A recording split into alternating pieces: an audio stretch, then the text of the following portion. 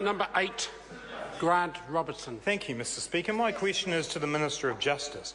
Does she agree with the Prime Minister that she, quote, misled by omission, end quote, with respect to her dealings with Oravida Ltd and her ministerial visit to China? If so, in what specific ways did she mislead by omission? Mr. Speaker. Honourable Chris Finlayson. Mr. Speaker, I always agree with, on behalf of the Minister, I always agree with the Prime Minister. I agree with him when he said to the media that, quote, she answered your question directly, but I think as a senior politician, you have to acknowledge that even though you ask a specific question, there's a broader question you're asking, and you have a responsibility to give broader answers, end quote. I didn't respond as I should have, and that was an error. Supplementary question. Supplementary question, Grant Robertson. Why, when asked the name of the Chinese border control official last Wednesday, did she answer, quote, I don't know what the name is, when she had been informed about the name and role of the official before she left New Zealand to go to China? Honourable Chris Finlayson, on behalf of the Minister, because she made a mistake, and she's apologised for that and other matters. People make mistakes. It's the putting right that counts, as LV Martin said.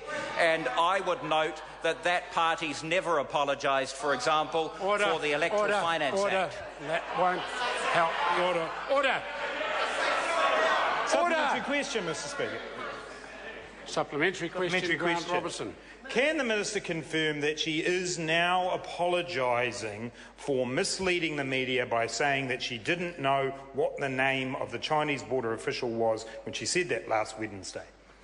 Honourable Chris Finlayson. On behalf of the Minister has apologised for the errors that she has made, particularly in not answering questions in that broad way as commended to her by the Prime Minister. She's apologised, she's apologised, she's apologised. She's apologised more comprehensively than John Cleese apologised to Otto in that film A Fish Called Wanda. Order. Supplementary question, Mr. Speaker. Supplementary. Order. Supplementary question.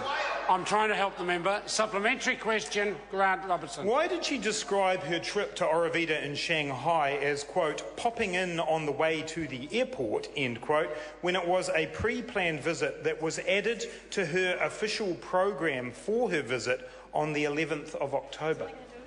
On behalf of the Minister, when she completed her report in accordance with clause 2.112 of the Cabinet Manual, she honestly reported to Cabinet on the achievements and the outcomes of her overseas travel.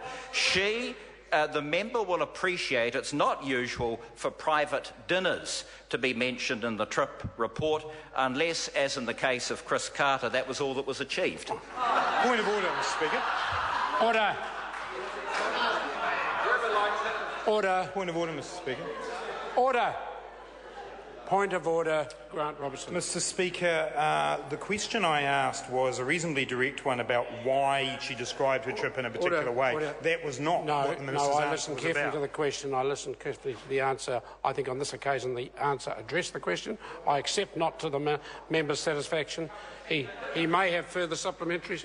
He should use them. Supplementary question, Supplementary Mr. question, Speaker. Grant Robertson. Oh, no, actually, point of order, Mr. Speaker. Point of order, Grant Robertson. Mr. Speaker, I know this is unusual, but I seek leave to table an answer to a written question that is not yet public, which shows that the visit to the offices of Oravida Ltd in Shanghai was first added to the Honourable Judith Collins's official program on the 11th of October 2013. Order. On the basis that it's not yet published, I will put that leave a sort to table that particular answer. Is there any objection? There is none. It can Supplementary question, Mr. Speaker. Supplementary question, Grant Robertson. Why did her visit to Oravita's office in Shanghai not appear in her report to Cabinet, given that, according to the Ministry of Foreign Affairs, it was added to her official program on the 11th of October? On behalf of the Minister, I don't think you listened to what I said about the Cabinet Manual, about listing achievements and outcomes. The Minister saw, and she recognises this as an error, that this was nothing more than an incidental. And these things happen. I recall reading the report of the Attorney-General when he appeared before the International Court of Justice last year. The Attorney-General reported on his appearance, but he didn't report that he had a cappuccino. Point of order, Grant Robertson. I was getting up, Mr Speaker, to suggest that that answer wasn't relevant, but I see that the Minister has now sat down. Yeah, but the answer certainly addressed the question. It might have been an unnecessary flick at the end. I accept that. Order. Supplementary question. Supplementary question, Grant Robertson. How is it that on a taxpayer-funded visit to China on justice matters that her husband's fellow directors of Oravida happened to be in Beijing on the day that she was there and then happened to be in Shanghai a few days later when she was there? Honourable On behalf of the Minister, I should have mentioned that the cappuccino was at Betty's Cafe. Order. Can the member just address the question? The member's unpleasant question suggests that this was all a trumped-up visit to advance commercial interests. The Minister did go to China for justice meetings, as is apparent from her report, and I do wish the member would concentrate on the big issues like their poll ratings rather than this sort of thing. Point of order, Mr Speaker.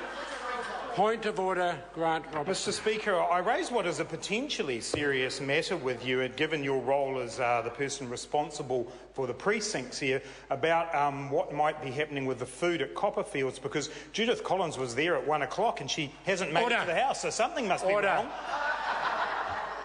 The member will make an attempt to become more familiar with standing orders. The member should not draw attention to the absence of a minister from this House. Question number... Mr. Speaker. Question number 9, Kamal Singh Bakshi. Thank you, Mr. Speaker, and my question is to the Minister of